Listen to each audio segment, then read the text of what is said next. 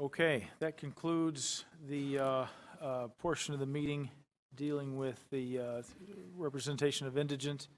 And so let's switch gears one more time to discuss financial crimes against the elderly. The first witnesses we have for this portion of the meeting, I think they're going to testify in tandem as Karen Richards and Chris Gaal, Allen County Prosecutor and Monroe County Prosecutor.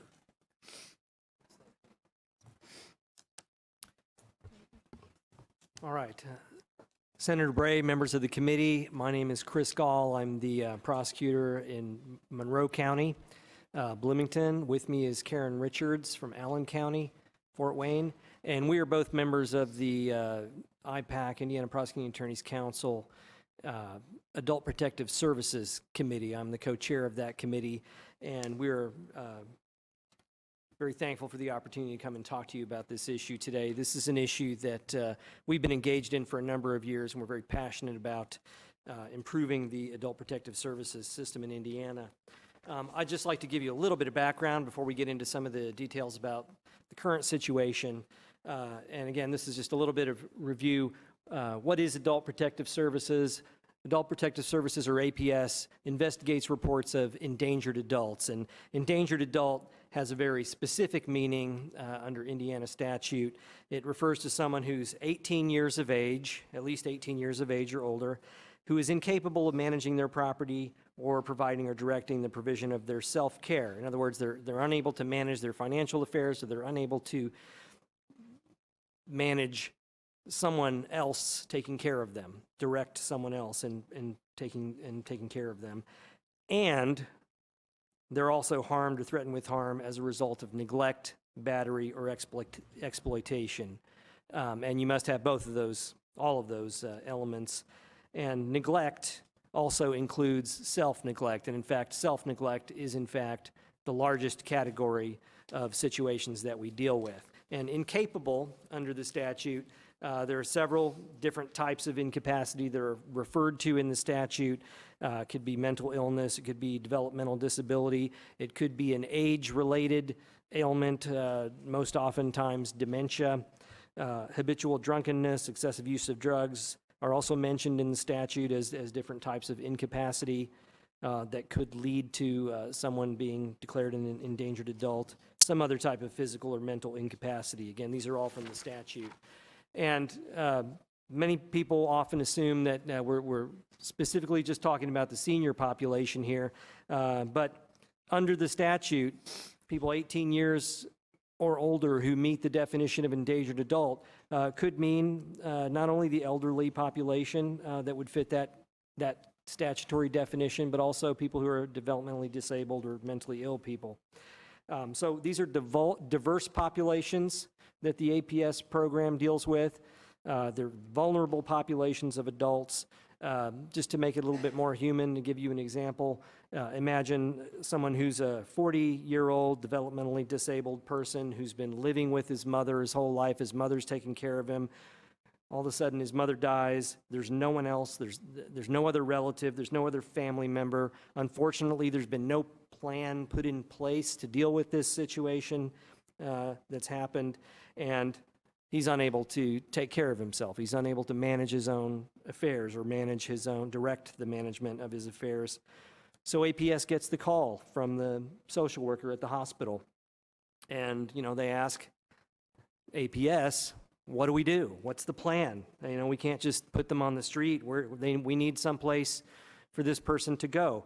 That's the type of case that APS gets. That's an example of the type of vulnerable population.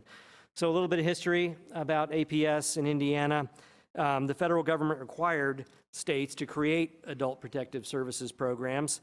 Indiana created a model that is a partnership with local prosecutors to provide APS services. That was done back in 1985. And there are many advantages to that type of a setup, and I'll just mention those quickly. I think the idea was at that time that by contracting this to the local level, to prosecutors' offices, that we could avoid creating a new, large, expensive state bureaucracy to deal with the problem as a result of this federal mandate to create this. Also, prosecutors' offices have a lot of experience dealing with investigations, conducting investigations. We know how investigations work. We know how evidence is gathered, and we have experience then making legal determinations, as we do in criminal cases, based on that evidence. And so conducting an investigation and making a legal determination according to the statute as to whether or not someone is an endangered adult, whether they meet that statutory definition, is something that we have experience doing, making those kinds of decisions. And also by locating APS services within the local prosecutor's office, you gain access to local law enforcement, local legal resources, not only the court system, but also lawyers in the prosecutor's office who can help with filings in the court system to obtain protective orders, guardianship petitions, things like that. There's a lot of essentially free services that are provided by lawyers in prosecutors' offices for the APS system, and that has saved money. This has been a cost-effective way of providing these services in Indiana, as you'll see when I show you in a minute the slide that has the amount of spending for APS over the years. It's been a pretty flat line for a number of years. The funding has come through an agreement through the FSSA, Division of Aging. And the way the system is currently set up is it's divided into different regional APS units serving a multiple county area. And each APS unit is based in a hub prosecutor's office. So for example, I'm the hub office in Monroe County for the APS, and we serve a 3-county area. We serve Morgan and Monroe counties as well out of the Monroe County prosecutor's office with our investigators. This is a map. You can see the different colors in the state are the different APS hubs. Each one of those has a hub county. We won't spend much time on that slide. That just lists the prosecutors in the different counties, the different hub areas. So just to summarize, what does APS do? APS receives reports of potentially endangered adults.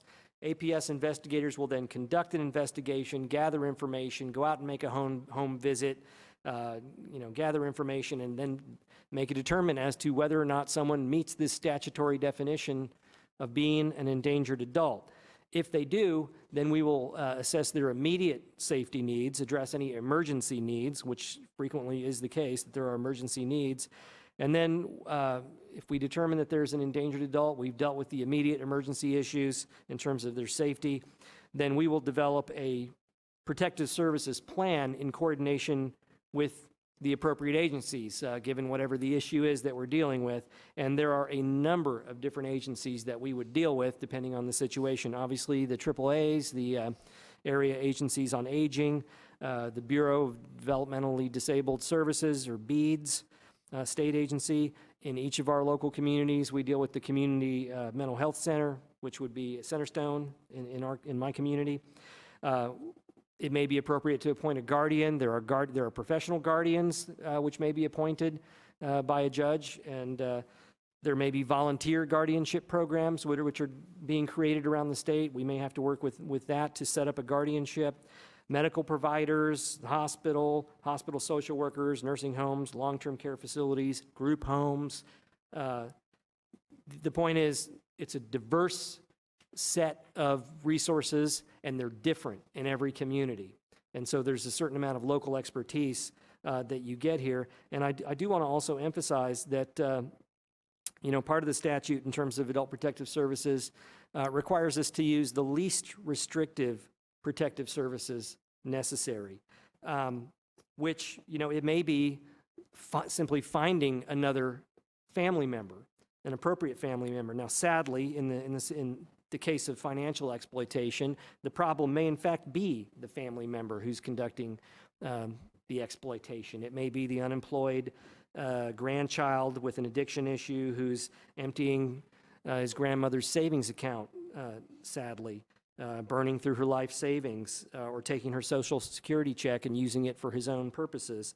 And so, that person, obviously, if they're the cause of that problem, is not an appropriate family member, but there may be some other family member. If that's not available in that situation, it may be appropriate to appoint a guardian and try and keep the person living independently, living in their own home, but giving them the resources, finding the services necessary to support that. So it's not necessarily placement in a facility. I want to emphasize that. But the plan we will refer to services, and then we're required by statute to monitor the provision of those services to ensure that the person who's the endangered adult who's referred for those services doesn't fall through the cracks, doesn't disappear into a gap in services. And then in criminal cases, which, most of these cases are not criminal cases, but there are situations where there are criminal cases, then APS investigators will work in conjunction with law enforcement to conduct criminal investigation, which may be appropriate. And then obviously you have access to the prosecutor to file those charges and pursue that case in court. This is just a quick breakdown of the number of cases that were investigated in 2016, just to give you some numbers. This is by month. It's 12,236 cases that month. Just to give you an idea of the current workload for 2016 numbers, the number of calls that were received by APS of potentially endangered adults, 29,267, and of those 12,236 cases were opened and investigated. So it's a pretty significant workload, and the numbers are broken down here just so you can see, self-neglect, as I mentioned, is the largest category of cases that we deal with. People who, for one reason or another, are incapable of taking care of themselves, of managing their own affairs. And then other is listed as a category that really should be into one of those four categories that are covered by the statute. This is an example where the data that we've had so far, because of our lack of adequate staffing, lack of adequate resources in our offices, we haven't been able to track the data as carefully as we would like, and that's something that we certainly plan to address going forward. The breakdown of cases for 2016, again, this indicates the major categories here: cases of self-neglect, neglect, battery, exploitation, and other, and how many of those cases were substantiated, how many of those cases were unsubstantiated, how many of those cases remain pending, and the totals. And then Karen Richards will address the next slide. I think I have this slide because I'm the eldest person on the committee, and I'm about ready to hit the over 65 population, which I like to call it instead of calling it elderly. What we wanted to point out with this slide is, and I think you've heard a bit of this all afternoon, is that this is a population that's going to grow exponentially over the next few years. All of us that are baby boomers are going to have gray hair. We're going to be over 65, and at some point we're not going to be able to manage our own affairs and may not have anybody to care for us. And so it's really important that Adult Protective Services gets a good foundation now, that we be forward thinking, that we put things into place so that as this population increases year to year, we are prepared to deal with the abuse and exploitation that's going to come with it. And I think the important statistic that I see is that I'm not sure it's on the slide, but by 2020, 62 of our 92 counties are going to have a population over 65 years of age of 20% or more. So that gives you the concept that we could be dealing with, in about 2/3 of our county, 20% of each of these counties' population could be our potential clients. Right, and that doesn't obviously include the developmentally disabled or the mentally ill cases that we get. That's referring simply to the increase in elder population growth throughout the state. You may recall we raised this issue a couple years ago, bringing it to the legislature's attention that we had some immediate issues, some immediate crises that needed to be dealt with, that there were simply too many cases and not enough investigators, that we were overworked, understaffed. We had inadequate resources, inadequate services available specifically for emergency placements to deal with those immediate emergency needs when someone needs to be removed from an unsafe situation or find a safe placement and they have no place else to go. And the financial fraud and exploitation, obviously there was a need for resources and services there, because that's a very challenging area, a lot of financial information. It requires some specialized knowledge, expertise, and resources to really be able to address that effectively. And there were some emergency solutions that have been enacted, and we very much want to thank the legislature for stepping up to the plate and helping us to address those. Some very significant things were done. Specifically, we added an investigator to each of the APS hubs to deal with the overwhelming caseloads and the lack of sufficient numbers of investigators.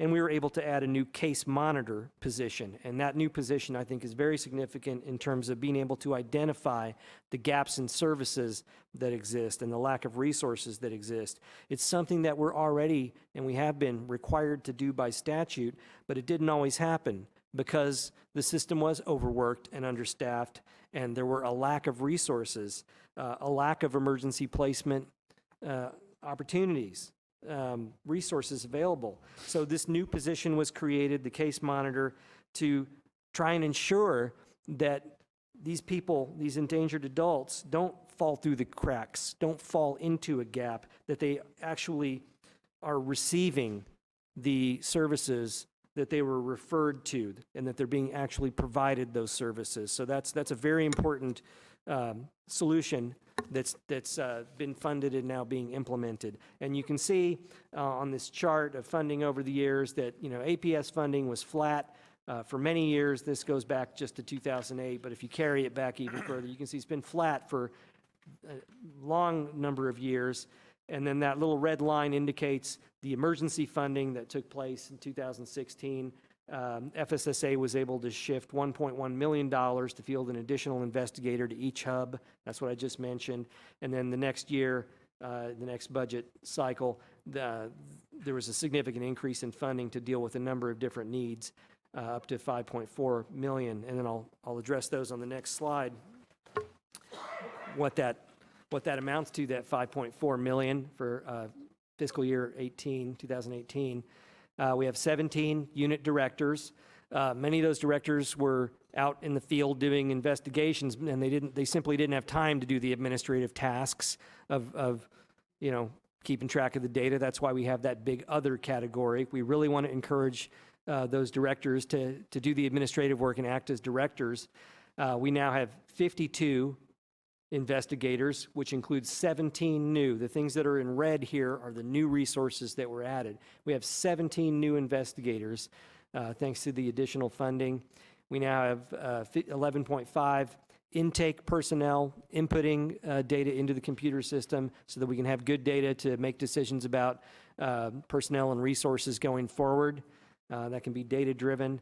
And the director and the assistant director and the administrative assistant at the state level, we have those three positions in FSSA in the Division of Aging for the state APS, that those are now paid for entirely through the APS budget, which wasn't always the case. A significant part of this new funding was used to develop a 24/7 hotline, and that's something that was done by FSSA.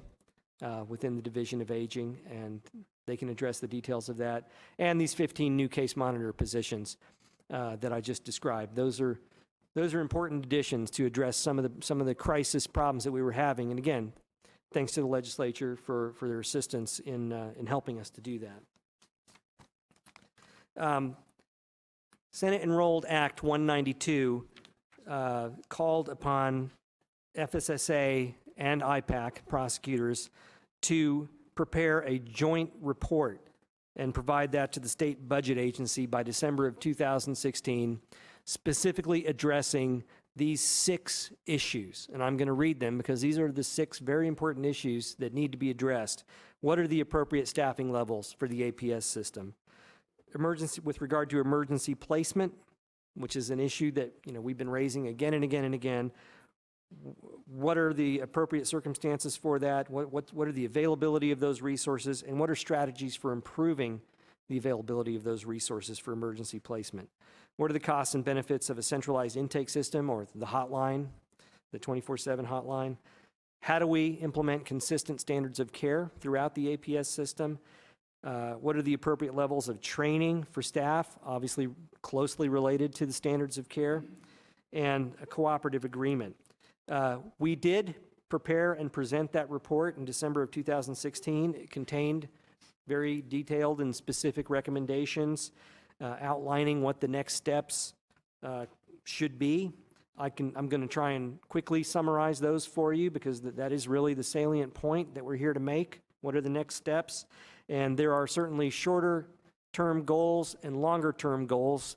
There's some low-hanging fruit that could be addressed fairly quickly, and there are some more difficult issues that are going to have to be addressed over the long term and that will require additional legislative support and funding.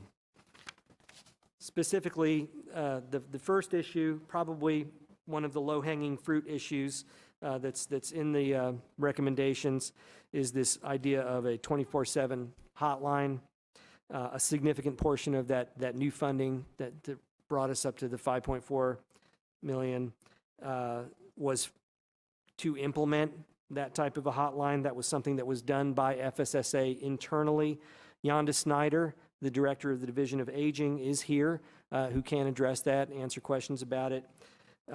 That's not something that IPAC was directly involved in, and I don't have much additional to say about that. Karen's going to take the next slide. The next thing that we need to work on is a cooperative agreement between FSSA and the APS hub prosecutors. And one of the things that we're looking to do is put together a uniform set of duties. What do they expect of us? What do we need from them? So that we'll have a consistent level of service for each of the different hubs and what they're going to be required to do. And that will also include an MOU between FSSA and IPAC. There is also a case management system, and again, this is an FSSA issue that they are working on right now, and they can probably better address this. But one of the things we need to do is improve our computer system. We have a very antiquated system, and I think part of the reason we always have that other category of cases not being inputted appropriately is that we're having some computer issues, so that needs to be addressed as well. And then next, the thing that I think most strongly about is the training issue. At this point, there is absolutely no budget to train APS folks across the state. The last training that we had was provided by IPAC, and I actually was a trainer at that particular training. So we need to develop a uniform training for our staff. Every single year, we get new folks on staff, and we've added all these case monitor positions, but we have no statewide training program at all. We want to be able to train folks on what constitutes an emergency.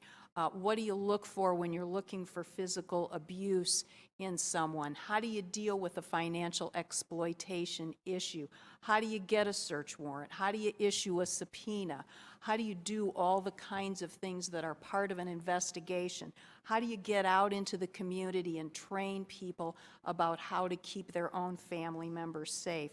So there's a whole group of things that we need to train on every year. And we sat down at IPAC and kind of patterned this after what we do with training with our own attorneys. And we believe that if we're going to train for about 4 days every year, we're going to train about 50 people. We need to be able to provide them with meals, lodging, and the training materials. Our funding proposal for that per year is about $100,000, and that should give us the ability to go over core competencies and keep the way everybody is running their office both professional and consistent.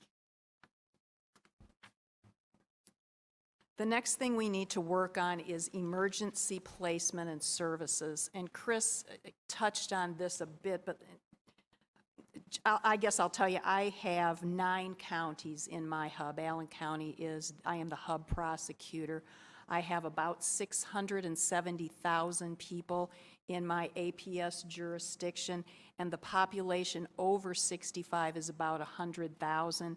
And just to give you some background, when it comes to criminal cases in my particular county, I screen every single criminal case and I try every single one myself. So I get down into the trenches. I do all the search warrants for Adult Protective Services. When they serve search warrants, I personally go with them. So when we have to do that kind of stuff, I try to be intimately involved. And what we're talking about when we talk about emergency placement is not only the situation that Chris talked about with a developmentally disabled person, but assume you've got an elderly individual, and this is mostly what we have.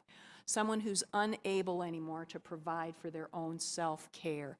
And they may have dementia to the point that they really don't know what kind of shape they're in, nor can they ask for help. So we get a call from the neighbor. You know, Sally hasn't been out to pick up the paper. The paper's on her front door for the last 3 weeks. We haven't seen her in 2 months. There's a horrible smell that emanates from her house. Could somebody please go check it out? So we send an investigator. We get into Sally's house, and Sally the house is a wreck. It needs to be condemned. She's completely unable to take care of herself.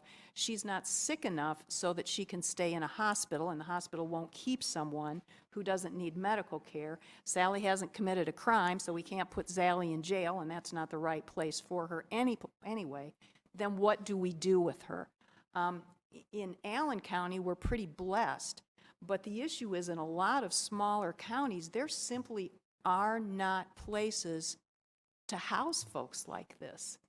And in my example of Sally, the other issue becomes Sally may not have qualified for Medicaid to get into a nursing home. We just had to place my aunt in a nursing home. It's $8,000 a month.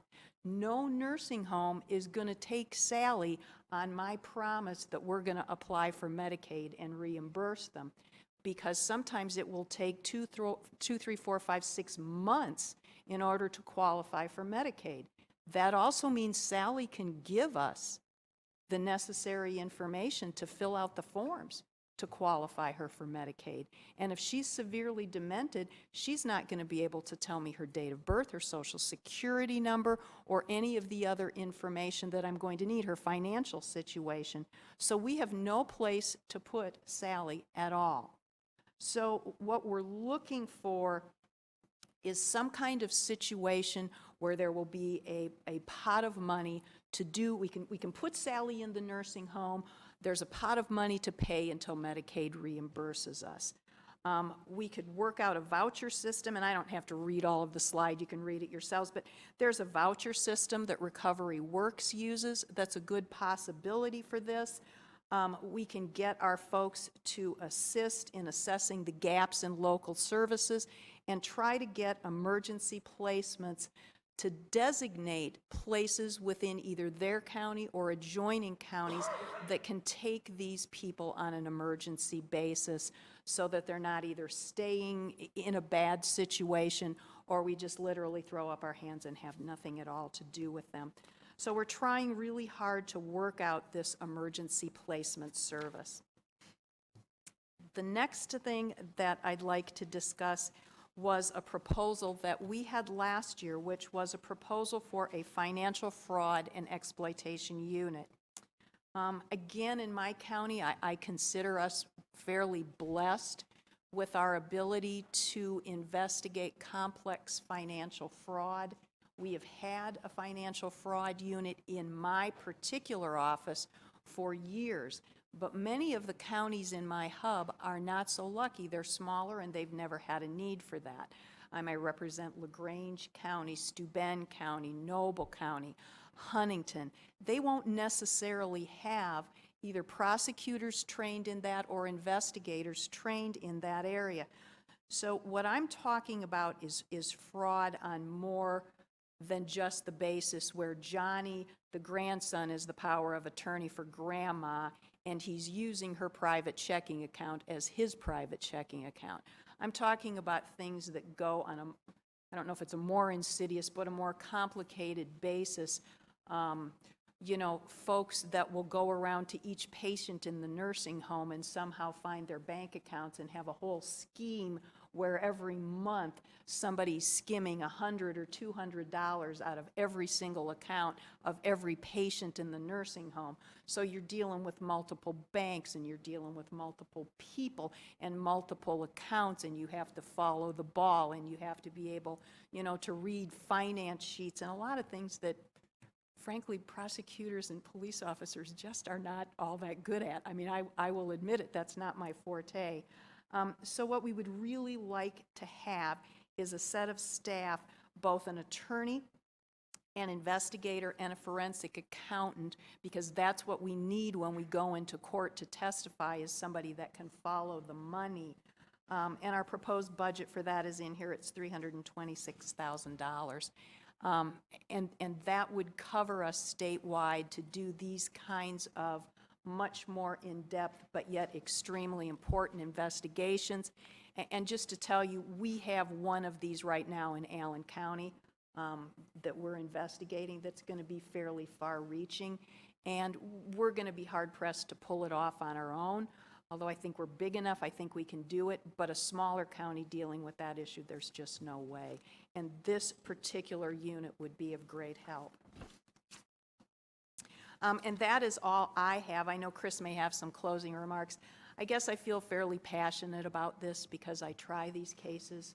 I really feel as a prosecutor, my overall job is to advocate for people that can't advocate for themselves. I'm almost 65 years old, and I'm looking around at people I know that are of similar age, and I really think that we need to get a firm foundation in advocating for these folks and protecting them, because things are going to really be a lot different and a lot more serious in years to come, with more and more people falling into this population. And if we don't do what we need to do now, we have somewhat of a crisis now, but we're going to have people dying if we don't get the basis that we need for this right now. So I really appreciate you taking the time to listen to our presentation, and I hope you'll consider some of our suggestions. Thanks for your attention and concern on this. Okay. Chief Justice, go ahead. I have a quick question. One, thank you to all the prosecutors. This is a big project you're taking on. I had heard a number of like 40,000 reports a couple years ago. Has the data collection changed, or how are you tracking the extent of the problem with the reports? Well, go ahead. I think that was the number. 40,000 reports, 10,000 open cases. I think what was happening is the data collection wasn't as good because we had directors who should have been trying to make sure all the data was recorded correctly out in the field, trying to keep up with this huge, overwhelming caseload. And I think that what's happened in the past few years, we've got very serious about, no, we've got to get the data right, we've got to input it Problem right. hasn't decreased. And, It's and actually determining, increased. Okay. what's a case, what's a call for service, making definitions for those items I as get well. that. We get a lot of calls that aren't even necessarily reporting a potentially endangered adult. They're just calls to adult protective services because people don't know where to call, and we can direct them to the right place. Right. And I think we reduced some of the 40,000 number by eliminating those calls that are just really completely unrelated to the mission. Yeah, we're seeing the influx in the courts too. And again, just to thank you, this is a huge endeavor.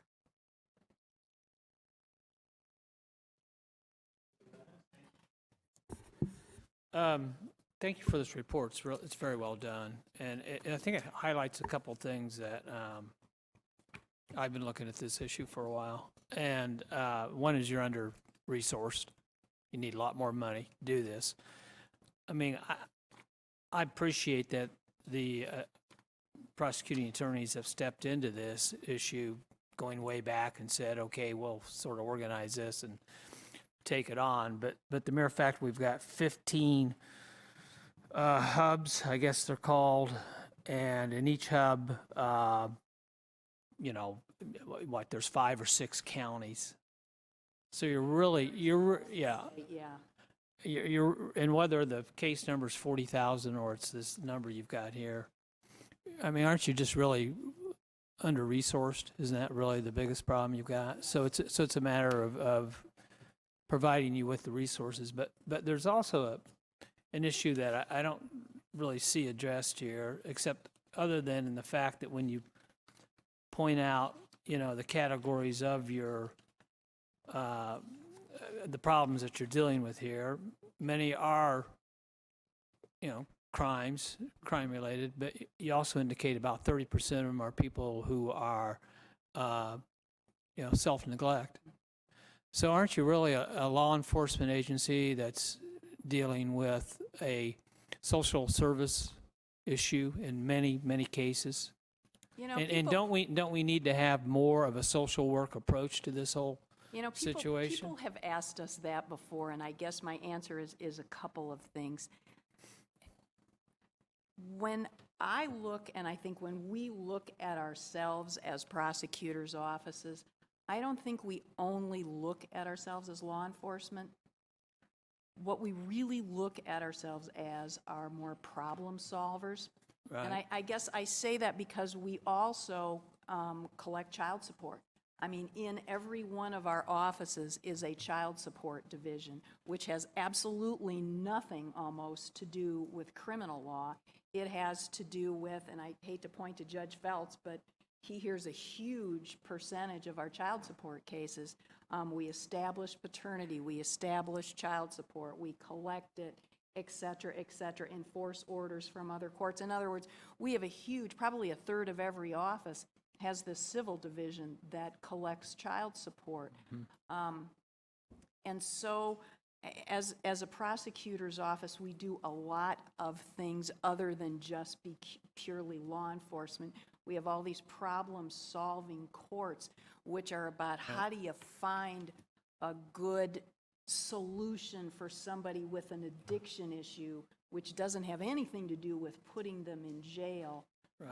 So probably out of all of my APS folks, only 1 out of 7 has a law enforcement background. The rest all have either a law background but not law enforcement, like a criminal justice degree, or they have social work degrees.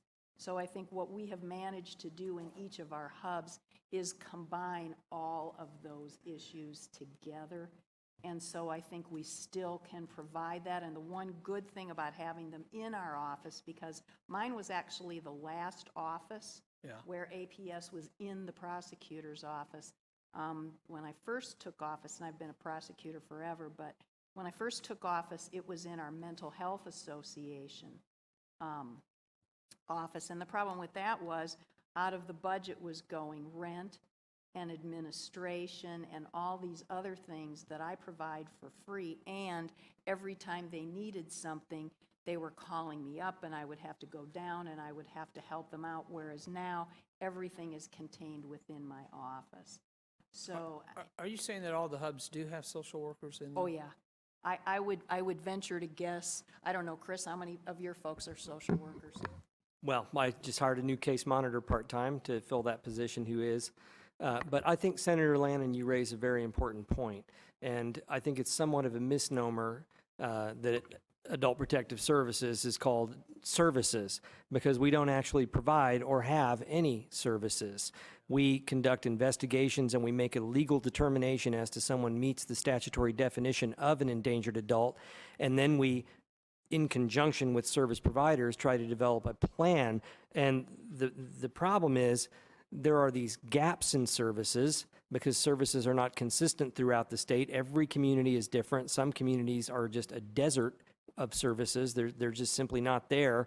Right. Other communities have more.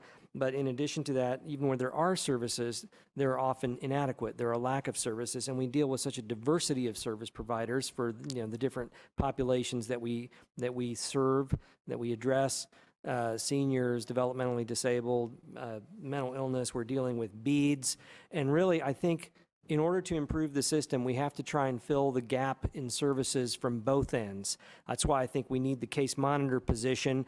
Not only are we making the determination and making the plan with the service providers that we're following up to ensure that someone doesn't fall through the cracks. And then the only way we can really solve these problems in terms of gaps of services is with everyone at the table and dealing with this as a collaborative, community-wide and regional-wide and statewide effort to address the lack of adequate emergency placement services, for instance, in the Bureau of Developmental Disability Services and BEADS, and probably legislation to give endangered adults a priority placement status within BEADS. There are those types of issues that I think need to be addressed on both ends to bridge that gap in services. Thank you. Anyone else from the committee? Okay, I want to take just a quick second to thank both Karen Richards, Allen County Prosecutor, and Chris Gaal as well from the Monroe County Prosecutor's Office. You clearly put some time into this report that you've given us, and your time to be here today. And it is a really important topic, and your efforts have been enlightening just to show how the system is set up now and the challenges that there are, and also the need for those additional services. So thank you very much for being here and all the time you put into this. And thank you very much for having us. Thank you.